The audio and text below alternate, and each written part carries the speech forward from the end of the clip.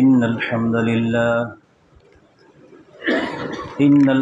لله نحمده ونستعينه ونستغفره ونؤمن به ونتوكل عليه ونعوذ بالله من شرور أنفسنا ومن سيئات أعمالنا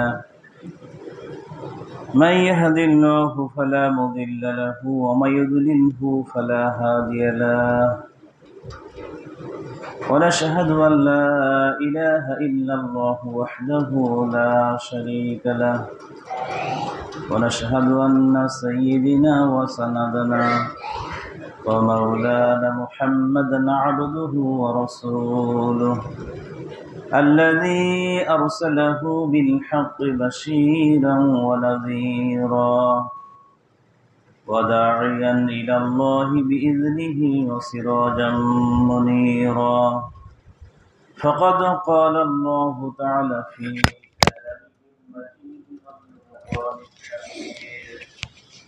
أما بعد فأعوذ بالله من الشيطان الرجيم بسم الله الرحمن الرحيم ولقد بعثنا في كل أمة رسولا أن اعبدوا الله واجتنبوا الطاغوت فمنهم من هدى الله ومنهم من حقت عليه الضلالة فسيروا في الأرض فانظر كيف كان عاقبة المكذبين صدق الله العظيم বৃষ্টি বিঘ্নিত পরিবেশে যে মহান আল্লাহ সুবহানাহু ওয়া তাআলা জুমার সালাত আদায়ের উদ্দেশ্যে মসজিদে সমবেত হয়ে কোরআনুল কারীমের কিছু কথা বলার এবং শোনার সুবর্ণ সুযোগ যে আল্লাহ সুবহানাহু ওয়া তাআলা আমাদের নসিব করলেন, আমরা সেই মহান মুনিবের দরবারে তার দেওয়া জবানে কালিমাতুশ শুকর আদায় করছি। আমরা সকলেই পড়েছি আলহামদুলিল্লাহ। দরুদ ও সালাম জনাবে মুহাম্মদ আরবি রাহমাতুল লিল আলামিন, যার উপরে দীর্ঘ 23 বছরে আমাদের প্রয়োজনে এ কোরআনুল কারীম সমস্যার সমাধানের লক্ষ্যে নাজিল হয়েছে। আমরা সেই হাবিবের উম্মত, এই জন্য অত্যন্ত আন্তরিকতার সাথে দরুদ ও সালাম সকলে পড়েছি সাল্লাল্লাহু আলাইহি ওয়াসাল্লাম। সময়ের উপস্থিতি, আসলে আসতেও দেরি হয়ে গেল, আলোচনাটা অত্যন্ত গুরুত্বপূর্ণ। আজকের আলোচ্য বিষয়টি হচ্ছে, আমি যদি ব্যক্তিগতভাবে মুসলমানিত্বের উপরে টিকে থাকতে চাই, আমরা যদি মুসলমানিত্বের উপরে টিকে থাকতে চাই, তাহলে আজকের আলোচনাটা অবশ্যই গুরুত্বপূর্ণ। তার জন্য যে নিজেকে মুসলমান পরিচয় দেয়, মুসলিম পরিচয় দিতে চায়, তার জন্য আজকের আলোচনাটা অত্যন্ত গুরুত্বপূর্ণ। তো আজকের আলোচ্য বিষয় হচ্ছে আল্লাহ সুবহানাহু ওয়া তাআলা সূরাতুন নাহল 36 নম্বর আয়াত। সরল অর্থ হচ্ছে, আল্লাহ বলছেন, আমি প্রত্যেক জাতির কাছেই, প্রত্যেক উম্মতের কাছেই রাসূল প্রেরণ করেছি। এই রাসূল আসার পিছনের উদ্দেশ্য ছিল আনে ইবুদুল্লাহ, তাদের দাওয়াত ছিল একটা, মুসলিম হিসেবে যদি টিকে থাকতে যাও, আনে ইবুদুল্লাহ, ইবাদত করতে হবে কেবলমাত্র আল্লাহ। আর আল্লাহর ইবাদত করতে গেলে সামনে একটা বাধা আসবে, তার ব্যবস্থা আল্লাহ সেখানে বলছেন ওয়াজতানিবুত তাগুত, এবং আল্লাহর হুকুম মানতে হলে তাগুত থেকে বিরত থাকতে হবে, বেঁচে থাকতে হবে। ফামিনহুম মান হাদাল্লাহ, আল্লাহ ইচ্ছা করলে এর মধ্যে কাউকে হেদায়েতের উপরে টিকে রাখেন। অমিনহুম মান হাক্কাত আলাইহি দালালা, আর যারা এই জিনিসটা আলোচিত হওয়ার পরেও বোঝে না, এদেরকে আল্লাহ গোমরাহির মধ্যে নিযুক্ত করে দিয়ে দেন। আর আল্লাহ এখানে বলছেন ফাসিরু ফিল আরদ, যারা গোমরাহ হয়েছে, আল্লাহকে অস্বীকার করেছে, আল্লাহর হুকুম মানতে মন চায় না, আল্লাহ তাদের সম্পর্কে বলছেন ফাসিরু ফিল আরদ, তাহলে তোমরা একটু জমিনে ভ্রমণ করো, ফানজুর, এবং লক্ষ্য করো, কাইফা কানা আকিবাতুল মুকাজ্জিবিন, ইতিপূর্বে আল্লাহকে যারা অস্বীকার করেছে, রাসূলকে যারা অস্বীকার করেছে, কোরআনকে যারা অস্বীকার করেছে, তাদের পরিণতি কি হয়েছিল, মিথ্যাবাদীদের অবস্থান কি হয়েছিল, তোমরা একটু ঘুরে দেখো। এটা হচ্ছে আয়াতের সরল ব্যাখ্যা। আমরা এখন একটু মূল আলোচনার দিকে যাব, সময়ের দিকে লক্ষ্য রেখে। তো আল্লাহ রাব্বুল আলামিন পৃথিবীতে এমন কোন সম্প্রদায় প্রেরণ করেননি যার কাছে বার্তাবাহক আসেনি।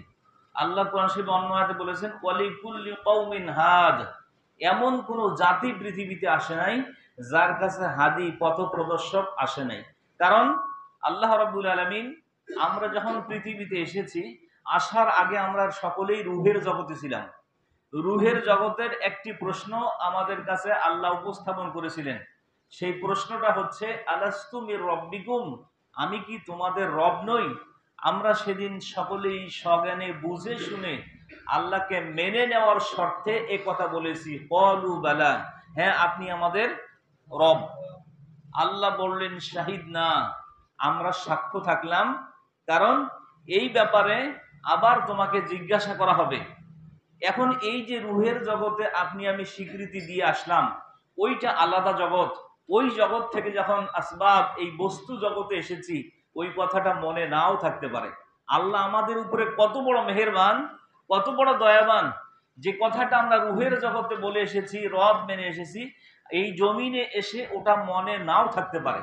যার কারণে আল্লাহ রাব্বুল আলামিন যুগে যুগে যত সম্প্রদায় এসেছে, 1 লক্ষ, মতান্তর বলে যে 2,24,000, আমরা ধরে নিলাম 2,24,000 আম্বিয়া আলাইহিস সালাতু ওয়াস সালাম এই পৃথিবীতে এসেছিলেন। সমস্ত আম্বিয়াদের দাওয়াত একটা ছিল, কম ভিন্ন ছিল, জাতি আলাদা আলাদা ছিল, কিন্তু সমস্ত নবীদের দাওয়াত এক ছিল। কথাটা বোঝা গেছে? সমস্ত নবীদের দাওয়াত এক ছিল, কিন্তু সম্প্রদায় ভিন্ন ছিল, জাতি ভিন্ন ছিল, দেশ ভিন্ন ছিল, ভূখণ্ড ভিন্ন ছিল, কিন্তু সমস্ত নবীদের দাওয়াত এক ছিল। সেটি হচ্ছে কুলু লা ইলাহা ইল্লাল্লাহ। সমস্ত নবীদের এই দাওয়াতটাই ছিল, আল্লাহ ছাড়া আর কারো আনুগত্য, ইবাদত, দাসত্ব, বন্দেগী করা চলবে না। এটাই আল্লাহ পাকের পক্ষ থেকে নবীদের জবান দিয়ে চূড়ান্ত সিদ্ধান্ত সমস্ত নবীদের ব্যাপারে। যেমন মূসা আলাইহিস সালাতু ওয়াস সালামকে আল্লাহ দিয়ে বলছেন, আল্লাহ ভাবে বলছেন ইন্নানি আনাল্লাহ, আপনি বলুন নিশ্চয়ই, আল্লাহ নিজে বলছেন ইন্নানি আনাল্লাহ, আপনি বলে দিন আনাল্লাহ, আমি হচ্ছে রব, ফাবুদনি, তুমি তার ইবাদত করো, ওয়া আকিমিস সালাতা লিযিকরি, এবং নামাজ আদায় করো তার শরণার্থে। এটা মূসা আলাইহিস সালামকে যে আল্লাহ বললেন। আমাদের নবীর আসার আগেই যিনি এসেছেন ঈসা আলাইহিস সালাতু ওয়াস সালাম, তিনি বলছেন ওয়া ইন্নাল্লাহা রাব্বি ওয়া রাব্বুকুম ফা'বুদুহু, যিনি আসলেন আমাদের নবীর পূর্বে, তিনি তার জাতির সামনে এভাবে বললেন ওয়া ইন্নাল্লাহা রাব্বি ওয়া রাব্বুকুম, তিনি হচ্ছেন আমার এবং তোমাদের সকলের রব, বলেন সুবহানাল্লাহ। ফা'বুদুহু, তোমরা তার ইবাদত করো। এবার আখিরি নবী জনাবে মুহাম্মদ রাসূলুল্লাহ সাল্লাল্লাহু আলাইহি সাল্লাম, তিনি আসলেন, তাকে দিয়ে আল্লাহ শোনালেন ওয়া ক্বাদা রাব্বুকা আল্লা তা'বুদু ইল্লা ইয়্যাহু, চূড়ান্ত সিদ্ধান্ত আল্লাহ জানিয়ে দিলেন শেষ নবীর মধ্য দিয়ে, ওয়া ক্বাদা রাব্বুকা আল্লা তা'বুদু ইল্লা ইয়্যাহু, আল্লাহ ছাড়া এই পৃথিবীতে মানুষ হিসেবে দাসত্ব, বন্দেগী, গোলামি আল্লাহ ছাড়া আর কারো করা যাবে না। এটাই আল্লাহর পক্ষ থেকে শেষ নবীর জবান দিয়ে চূড়ান্ত সিদ্ধান্ত, বলেন সুবহানাল্লাহ। এটাই চূড়ান্ত সিদ্ধান্ত। এই জন্য যত নবী এসেছে সমস্ত নবীরাই এই একটি মাত্র দাওয়াত দিয়েছেন, আনি ইবুদুল্লাহ, তোমরা ইবাদত করো আল্লাহ রাব্বুল আলামিনের। আর এই ইবাদতটা যখন আপনি আল্লাহর ইবাদত করবেন, তখন একটা শক্তি আপনার সামনে বাধা প্রদান করবে না করবে না? ইতিপূর্বে করেছে কি? এখন করতেছে, ভবিষ্যতেও করবে। তাহলে যেই শক্তিটা বাধা প্রদান করেছে, সেই শক্তিটা সেদিন থেকে বাধা প্রদান করতেছে যেদিন থেকে আল্লাহ মানুষকে সম্মানিত করেছেন। যেদিন থেকে আল্লাহ মানুষকে সম্মানিত করেছেন, সেদিন থেকেই সে বাধা দিয়েছে। এখন এই বাধাটা প্রথম হচ্ছে শয়তানের পক্ষ থেকে, ইবলিস শয়তান। আমি গত জুমায় বলেছি শয়তান 2 প্রকার। কয় প্রকার? শয়তান 2 প্রকার, একটা দেখা যায়, একটা দেখা যায় না। সোজা কথা, একটা সচক্ষে দেখা যায় আর একটা দেখা যায় না। ওর শক্তি এত আল্লাহ দিয়েছেন, মানুষের রক্তে রক্তে সে পরিচালিত হতে পারে। এরকম অবস্থায় আল্লাহ রাব্বুল আলামিন বলছেন, এরকম করে আমি তাকে শক্তি দিয়েছি, তোমার শরীরের চলাফেরা করবে কিন্তু তুমি বুঝতে পারবে না। সেদিন উনি আছে কিনা আমি জানি না, গতদিনে আমাকে প্রশ্ন করছিলেন, আমি বলছিলাম যে পিতৃ মানে যারা এরকম ইসলামকে বা কোরআনকে অস্বীকার করে, এরা হচ্ছে জন্মের ত্রুটি আছে। কথাটা কিন্তু উনি প্রশ্ন আকার আমাকে জিজ্ঞেস করেছে, এটাকে বাবা মাকে গালি দেওয়া হলো কি হলো না, এটা কিন্তু প্রশ্ন ছিল। কিন্তু একটি হাদিস, অসংখ্য হাদিস এসেছে জন্মের ত্রুটিটা কিভাবে হয়। একটু সমাধান বলে দিয়ে মূল আলোচনার দিকে যাব। জন্মের ত্রুটি কিভাবে হয়? অসংখ্য কারণের ভিতরে একটা কারণ হচ্ছে, যখন আপনি স্ত্রীর সঙ্গে মেলামেশা করবেন তখন তার আগে একটি দোয়া পড়তে হয়। কি হয় কি হয় না? একটি দোয়া পড়তে হয়। নবীজির হাদিস, যখন কেউ খেতে বসে, সাহাবাজমান জিজ্ঞেস করেন কোন খাবারটা শয়তানের খাবার? নবীজি সহজ কথায় বললেন, যেই খাদ্য খাওয়ার আগে বিসমিল্লাহ বলা হয় না ওইটা শয়তানের খাবার। কথাটা বুঝে আসছে? যেই খাবারের শুরুতে বিসমিল্লাহ বলা হয় না, সে যদি মুসলমান হয় ওর সঙ্গে শয়তান মানে বসে খাবার খায়। কিন্তু যে খাবারে বিসমিল্লাহ বলে শুরু করা হয় ওই খাবারে শয়তান হাত দিতে পারে না। তাহলে জন্মের ত্রুটি হয় এইভাবে, যখন আপনি দোয়া পড়লেন না ওই অবস্থায় মিলিত যে আপনি হচ্ছেন, ওই মিলিত হওয়ার সময়ও শয়তান আপনার সঙ্গে থাকে। বলে ফলে জন্মগতভাবে আপনার যদি থাকে 75%, শয়তানের আছে 25%। কথাটা ক্লিয়ার? আপনার যদি থেকে থাকে 75%, শয়তানের আছে 25%। জন্মগত সূত্রেই 25% শয়তানি নিয়েই জন্ম নিছে। কথাটা ক্লিয়ার? ওখানে যদি আপনি দোয়া পড়তেন, ওই সন্তানের উপরে শয়তান কখনো মিলামেশা করতে পারত না। তাহলে বলছিলাম যে আল্লাহ সুবহানাহু ওয়া তাআলা এই যে আমাদেরকে দুনিয়ায় প্রেরণ করেছেন, যে কথা বলতেছিলাম যে আল্লাহ সুবহানাহু ওয়া তাআলা আমাদেরকে এই দুনিয়াতে প্রেরণ করার পর যত নবী রাসূল দিয়েছেন সকলের দাওয়াত এক ছিল, কিন্তু কর্মনীতি মানে এই কি বলে দেশ জাতি ভিন্ন ছিল। তো যাই হোক, সময়ের দিকে লক্ষ্য রেখে বলি, আল্লাহ রাব্বুল আলামিন বলছেন শয়তান মানুষকে বাধা দিয়েছে। প্রথম সেজদা দেওয়ার সময় শয়তান সেজদা দেয়নি। ফলে সূরা আরাফের মধ্যে সম্বোধন এসেছে, আমি ডানে বামে সামনে পিছনে সব দিক থেকে, চতুর্দিক থেকে তোমার বান্দাকে আমি ধোঁকা দেব। যে রাস্তা দিয়ে তোমার বান্দা তোমার পথে চলবে ওই রাস্তায় এমন ভাবে কাঁটা বিছিয়ে বসে থাকবো যে তোমার বান্দা যেন ওই রাস্তায় চলতে না পারে। এই চ্যালেঞ্জটা কার? শয়তানের। তাহলে শয়তান যদি এই চ্যালেঞ্জ করে থাকে আর আপনি মুসলিম হিসেবে যদি আল্লাহর রাস্তায় চলতে চান, বলেন শয়তানের সাথে আপনার মোকাবেলা হবে কি হবে না? কি বলেন, হবে কি হবে না? তাহলে অবশ্যই শয়তানের সাথে মোকাবেলা করেই তারপরে আপনাকে দ্বীনের পথে টিকে থাকতে হবে। এটা গেল জিন শয়তান। এবার মানব শয়তান। মানব শয়তান আছে কিনা? বলছি গত দিনে, কুল আউযু বিরাব্বিন নাস মালিকিন নাস, এখানে শয়তানের বর্ণনা আল্লাহ দিয়েছেন। আল্লাহ বলছেন, হে রাসূল আপনি বলুন আমি মানুষের ফিতনা থেকে আশ্রয় চাই, মানুষের ফিতনা থেকে আশ্রয় চাই।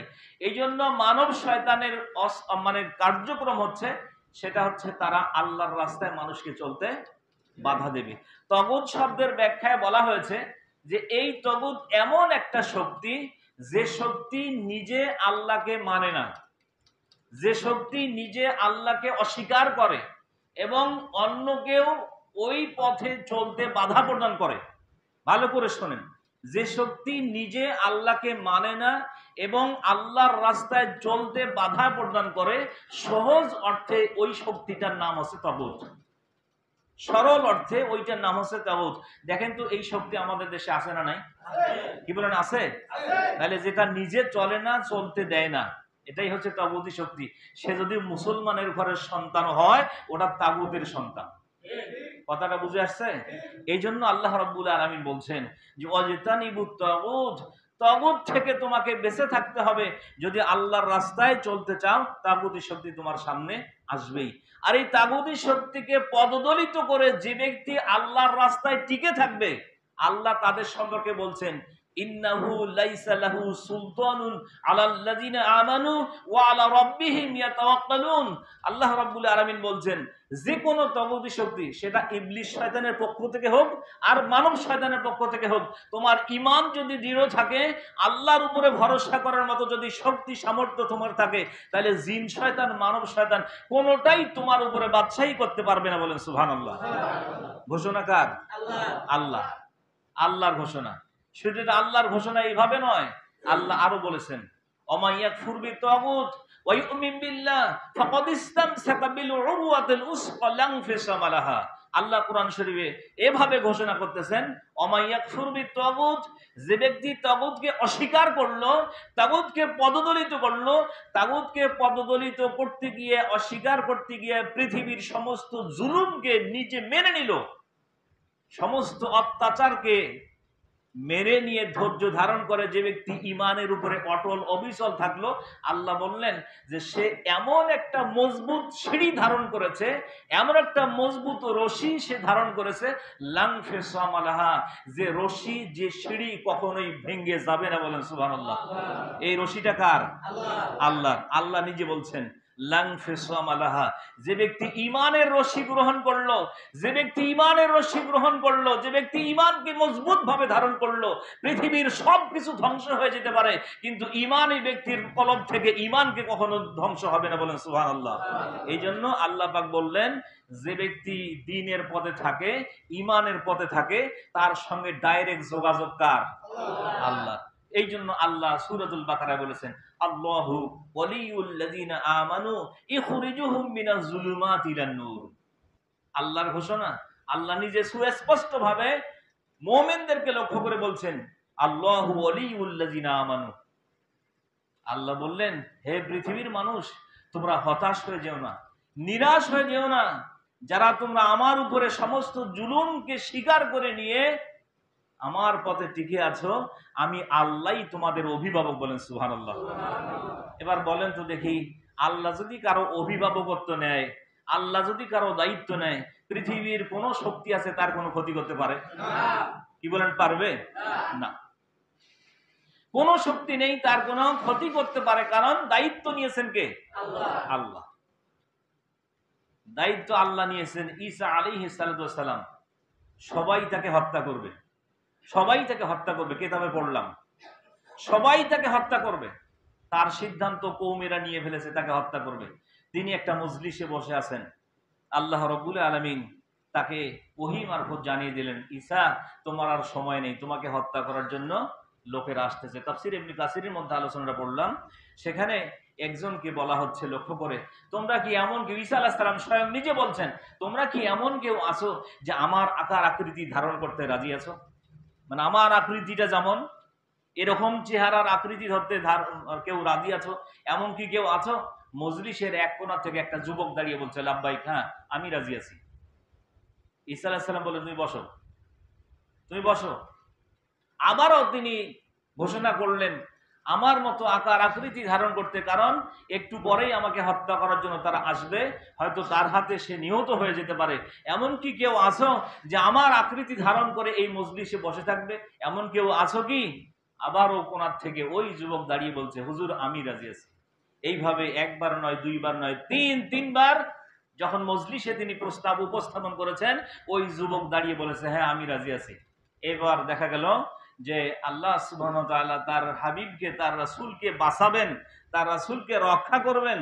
এই জন্য ওই যুবককে ঈসা আলাইহিস সালামের আকৃতি ধারণ করে দিলেন, আর ঈসা আলাইহিস সালামকে ঘরের এক কোণা দিয়ে আসমানে উঠাই নিলেন। বলেন সুবহানাল্লাহ। রক্ষাকর্তা কে? আল্লাহ। আল্লাহ যদি কাউকে রক্ষা করতে চায়, তাহলে যে কোনো মারফতে তাকে আল্লাহ হেফাজত করতে পারেন। কথা কোন ঠিক না ঠিক? এই জন্য এর উপরে ঈমান থাকতে হবে। কথা বুঝতে পারছেন? আর শয়তান এমন একটা শক্তি, শয়তান এমন একটা শক্তি, যেই শক্তির কাছে সহসা টিকে থাকা, যুদ্ধ ছাড়া টিকে থাকা, শয়তানের সাথে টিকে থাকা অত্যন্ত কঠিন। সূরা হাসরের একটা তাফসিরে পড়লাম, সূরা হাসরের কত নাম্বার আয়াত যেন, অলতানজুর নাফসুম মা কদ্দামাত লিগাদ, এই আয়াতের বোধহয় ব্যাখ্যায় পড়লাম। সেখানে তাফসিরে এসেছে যে হযরতে আলী রাদিয়াল্লাহু তাআলার একটা কওল একজন সাহাবী বর্ণনা করেছেন, যে তিনি বলছেন যে একজন বনী ইসরাইলের লোক একদিন নয়, দুই দিন নয়, 60 বছর ধরে তিনি ইবাদত করেছেন। 60 বছরের ভিতরে কোনোদিন ইবাদতের বাহিরে তিনি কাটান নাই। চোখের পলক ফেলতে যে সময়টুকু লাগে, এতটুকুন সময়ের জন্য তিনি কখনো ইবাদত থেকে দূরে ছিলেন না। এই লোকটাকে শয়তান এমন ভাবে আক্রমণ করলো যে অনেক চেষ্টা করার পরেও শয়তান তাকে এই দ্বীনের রাস্তা থেকে সরায় নিয়ে আসতে পারল না। এখন এত চেষ্টা করার পরেও যখন শয়তান তাকে দ্বীনের রাস্তা থেকে সরাইতে পারলো না, তখন পাশেই শয়তান দেখে যে একজন মহিলা, এই যে আমাদের দেশের মহিলার যেমন এই যে গাছের পাতার সামনে না জ্বালানির জন্য, এরকম একজন মহিলা মানে গাছের পাতা শান্তি দিচ্ছে এরকম জ্বালানির জন্য। এই শয়তান এই মহিলার উপরে আসর করলো। আসর করার কারণে আমরা অনেকে বলি না যে জিনে আসর করেছে, তাদের চাল চলন কথাবার্তা আচার আচরণ একটু ভিন্ন রকম মনে হয়। শয়তান ঠিক তার উপরে ভর করার কারণে এমন একটা আচরণ তার কাছে চলে আসলো যেটা স্বাভাবিক মানুষের মতো ছিল না। এমতো অবস্থায় এই শয়তান নিজে তার উপরে ভর করে তার ভাইদের কাছে গেল, গিয়ে ভালো মানুষ সেজে, কারণ যারা ধোঁকা দেয় তাদের লেবাস বেশভূষা কথাবার্তা সব কিন্তু নরম হয়। কথা বুঝতে পারছেন? তার কথাবার্তা বেশভূষা সব নরম, এত সুন্দরভাবে কথা বলে, শুনলে মনে হয় সর্বনাশ, এর মতো ভালো মানুষ পৃথিবীতে আর একটাও নেই।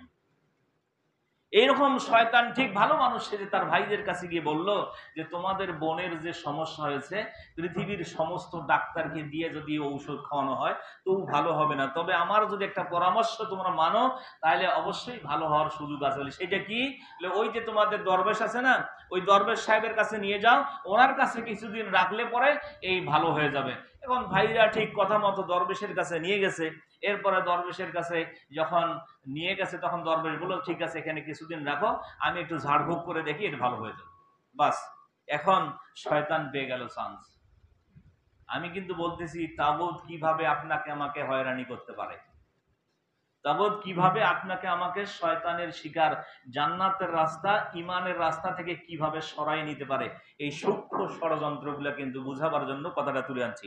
তাহলে এখন যখন শয়তান পারলই না তার সঙ্গে দরবেশের সঙ্গে, পরে মহিলাকে যখন নিয়ে আসলো, স্বাভাবিকভাবে মোমের কাছে যদি কোনো আগুন থাকে মোম গলে না গলে না? বলবে না? এরকম শেষ পর্যন্ত দেখা গেল একদিন দুই দিন থাকার পর শয়তান দরবেশকে অসওয়াসা দিল। এক পর্যায়ে শয়তানের অসওয়াসার কারণে দরবেশ সাহেব মহিলার সঙ্গে জেনা করে ফেললো। জেনা করার কারণে সে গর্ভবতী হয়ে গেল। যখন সে গর্ভবতী হয়ে গেল, শয়তান এসে এখন দরবেশকে পরামর্শ দিচ্ছে যদি তোমার মান ইজ্জত সম্মান বাঁচাতে চাও এখন এই মহিলাকে হত্যা করা ছাড়া আর কোনো রাস্তা নেই। এখন শেষ পর্যন্ত এই শয়তানের পরামর্শে সে মহিলাকে হত্যা করে ফেললো। যখন মহিলাকে হত্যা করে ফেললো, এই শয়তান আবার তার ভাইদেরকে গিয়ে বলল যে তোমাদের বোনকে ওই দরবেশ সাহেব হত্যা করে ফেলেছে।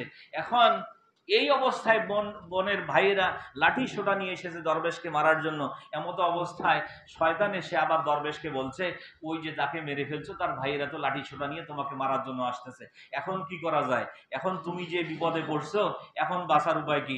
এখন দরবেশ সাহেব হাত জোর করে বলছে ভাই আপনি তো খুব ভালো মানুষ, খুব ভালো পরামর্শ দিয়েছেন, তো আপনি একটা বুদ্ধি দেন কিভাবে বাঁচা যায়। তখন সে বলল যে তুমি যদি আমাকে সেজদা দাও তাহলে আমি তোমাকে বাঁচিয়ে দিতে পারি। শয়তান বলছে আমাকে যদি সেজদা দাও তাহলে আমি তোমাকে বাঁচাই দিতে পারি। এরপরে বাঁচানোর জন্য জীবন এবং মান এই দুইটাই বাঁচানোর জন্য শয়তানকে যখন সেজদা দিল, এবার শয়তান বলছে ইন্নী আখাফুল্লাহ রাব্বুল আলামিন, তোমার সাথে এখন আর আমার কোনো সম্পর্ক নাই। শয়তান বলছে তোমার সাথে আমার আর কোনো সম্পর্ক নাই, ইন্নী আখাফুল্লাহ, আমি তোমার চাইতে আমার আল্লাহকে বেশি ভয় করি। দেখছেন শয়তানের কথা? তাহলে এইটা দিয়ে বোঝাতে চাইলাম এই কারণে যে বর্তমান তাগুতি শক্তি ইমানদারদের উপরে বিভিন্ন ভাবে নির্যাতন করার পর সে পরামর্শ দিতে পারে যদি বাঁচতে চাও তাহলে আমার কথা শোনো, আমার মতে চলো, আমার কথা অনুযায়ী যদি চলো তোমাকে সব ঝামেলা থেকে আমি বাঁচায় দেবো। এইরকম করে শয়তানের মতো সেজদা নেওয়ার পর এক সময় দেখা গেল আপনার ঝামেলা আপনার ঘাড় থেকেই যাবে, উপরন্ত আপনি তার কাছে হয়রানি শিকার হবেন। কথাটা বুঝতে পারছেন? এই জন্য ইমান যাতে করে সহজে নষ্ট না হয়ে যায় এই জন্য বুঝাবার জন্য কিন্তু ঘটনাটা নিয়ে এসেছি। তাহলে আল্লাহ পাক কি বলছেন? ওয়ালাকাদ বাআসনা ফি কুল্লি উম্মাতির রাসূল, আমি প্রত্যেক সম্প্রদায়ের কাছে রাসূল প্রেরণ করেছি, তাদের দাওয়াত ছিল আনিবুদুল্লাহ, তোমরা আল্লাহর ইবাদত করো, ওয়াজতানিবুত তাগুত, এবং তাগুতকে তোমরা অস্বীকার করে চলো। কারণ তাগুত এমন একটা শক্তি যে নিজে আল্লাহকে মানে না এবং অন্যকেও মানতে দেয় না, বাধা প্রদান করে। আর এই জাতীয় ব্যক্তি যারা আছে এরা কিন্তু নামাজও পড়ে, কথা বুঝছেন? এরা হজও যায়, এরা মাঝে মধ্যে লম্বা তসবির দানা ঠেলে। কথা বুঝতে পারছেন? এরকম আছে না নাই? আছে। ভাবখানা এমন যে তোমার কি হয় হোক, আমি জান্নাত পাইয়াই গেছি, এমন ভাব। এইরকম একটা পরিস্থিতি দেখলে, মানুষ দেখলেই মনে করে সর্বনাশ, এটা হঠাৎ আলাইহিস সালাম। কথা বুঝছেন? এইরকম অবস্থা। তো এরা ভাব দেখে বোঝায় যে আমরা তোমাদের চাইতে অনেক ভালো আছি। কিন্তু আল্লাহ রাব্বুল আলামিন বলছেন, যারা ওয়াল্লাযীনা কাফারু, যারা অস্বীকার করলো, এবং আউলিয়া মিন দুনিল, বলে সূরা বাকারা, এখানে আল্লাহু ওয়ালিউল্লাযীনা আমানু ইখরিজুহুম মিনাজ যুলুমাতি ইলান নূর ওয়াল্লাযীনা কাফারু আউলিয়াহুমুত তাগুত ইখরিজুনাহুম মিনান নূরি ইলাজ যুলুমাত। আল্লাহ বলছেন, যারা তাগুতকে মেনে নিয়েছে, তাগুতকে মেনে নিয়ে যারা নামাজ, রোজা, হজ, যাকাত করে, আল্লাহ বলেন আমি দায়িত্ব নিয়ে ইখরিজুহুম মিনান নূরি ইলা যুলুমাত, আমি দায়িত্ব নিয়ে ওই নামাজি হোক, ওই হজকারী হোক, ওই যাকাত দানকারী হোক, যাই হোক না কেন, আমি আল্লাহ দায়িত্ব নিয়ে ওকে অন্ধকারের মধ্যে ঠেলে দেই। বলেন নাউজুবিল্লাহ। সুতরাং এরকম নামাজি যদি কেউ থেকে থাকেন, যারা চায় না এই জমিনে, আল্লাহর জমিনে আল্লাহর দ্বীন কায়েম হোক, এটা যারা চায় না এই জমিনে আল্লাহর কোরআনের আইন দিয়ে জীবন চলুক, সবকিছু চলুক, এটা যারা চায় না, ওরা যদি নামাজিও হয়ে থাকে, ওরা তাগুতি শক্তি। কথাটা বুঝতে পারছেন? ওরা যদি হজকারী হয়, ওরা তাগুতি শক্তি। ওরা যদি তাসবিহ দ্বারা ঠেলনেওয়ালা হয়, ওরা তাগুতি শক্তি। এই জন্য এই জমিনটা আল্লাহর। এই জমিনে শান্তি প্রতিষ্ঠা করার জন্য আমাদের দেশ স্বাধীনের কয় বছর হয়েছে? 54 বছর। এই বছরের ভিতরে স্বাধীনতার আগে পশ্চিম পাকিস্তানিরা খাইছে খাও, তারপরে তো দেশ স্বাধীন হয়েছে। এখন তো শান্তি থাকার কথা। এখন রডের বদলে বাঁশ কেটা ঢুকায়? কে ঢুকায়? এখন তো আর অন্য পশ্চিমারা নাই, এখন আমরাই বাঁশ ঢুকাই। যারা এরকম রডের বদলে বাঁশ ঢুকায়, ওরা এক ধরনের তাগুত। কথা বুঝতে পারছেন? এই জন্য কথাটা হচ্ছে যে আল্লাহ সুবহানাহু ওয়া তাআলার এই জমিনে যদি মানুষ শান্তির সাথে বসবাস করতে চায়, শান্তিতে যদি এই পৃথিবীতে থাকতে চায়, শান্তির একমাত্র বাণী হচ্ছে আল কোরআন। এই কোরআনের বাণী ব্যতীত পৃথিবীতে পশ্চিম কালেও শান্তি ছিল না, আসবে না, আসতে পারে না। এটা চূড়ান্ত কথা। এই জন্য যারাই এই জমিনে এই কোরআনকে মেনে চলেছে, সে যে দল করুক না কেন, যারাই এই কোরআনকে মেনে চলেছে, অবশ্যই এই জমিনের ভিতরে সে লোকটা শান্তির মধ্যে। এই জন্য সর্বশেষ দাওয়াত আনি'বুদুল্লাহ, আমরা ইবাদত করব একমাত্র আল্লাহ। সেটা শুধু মসজিদে না, কেমন না, মসজিদের বাইরে কেমন হয় ওটা? হ্যাঁ, আমরা যখন মসজিদে ঢুকি তখন কি বলি ভাই? কি দোয়া পড়েন? আল্লাহুম্মা ফতাহলি। এই দোয়ার অর্থ কি? পড়ি ঠিকই, জানি না। আল্লাহুম্মা ফতাহলি আবওয়াবা রাহমাতিকা, সহজ কথায় আল্লাহ যে তোমার ঘরে ঢুকলাম, তোমার যত রহমত আছে, দয়া আছে, এগুলো দিয়ে আমাকে ভরপুর করে দেন। হ্যাঁ, আচ্ছা, যখন আপনি বের হয়ে যাচ্ছেন তখন কি বলেন? আল্লাহুম্মা ইন্নী আসআলুকা। দুনিয়াতে যেমন এই মসজিদের ভিতরে থাকতে যেমন তোমার রহমতের মধ্যে ছিলাম, দয়ার মধ্যে ছিলাম, আল্লাহ জমিনে যখন বের হয়ে যাচ্ছি, আসআলুকা, আমি চাচ্ছি, আসআলুকা, আমি চাচ্ছি, আল্লাহুম্মা ইন্নী আসআলুকা মিন ফাদলিক, আমি নিজে চাচ্ছি, যেমন মসজিদের ভিতরে ফাজলের মধ্যে ছিলাম, রহমতের মধ্যে ছিলাম, বরকতের মধ্যে ছিলাম, এই বরকত দয়া আমি মসজিদের বাহিরেও চাচ্ছি। এই কথাটা বলে যাওয়ার পর যখন আপনি কোরআন বিরোধী কাজকর্ম করেন, বুঝতে হবে আপনি এক নম্বর তাগুত, আপনি মুসলমান হিসেবে কখনো গণ্য হতে পারেন না। কথাটা বুঝতে পারছেন? এটাই চূড়ান্ত রায় কোরআন এবং হাদিস দিয়ে। সুতরাং আসুন, আল্লাহ পাক যতদিন আমাদেরকে জমিনে রেখেছেন, কোরআনের উপরে, রাসূলের সুন্নাহর উপরে যেন চলতে পারি, সেই তৌফিক এবং পরিবেশ আল্লাহ সুবহানাহু ওয়া তাআলা আমাদেরকে দান করুক। এই দোয়া কামনা করি আজকের আলোচনা শেষ করতে চাই। আমিন। ওয়া আখিরু দাওয়ানা আনিল হামদুলিল্লাহি রাব্বিল আলামিন।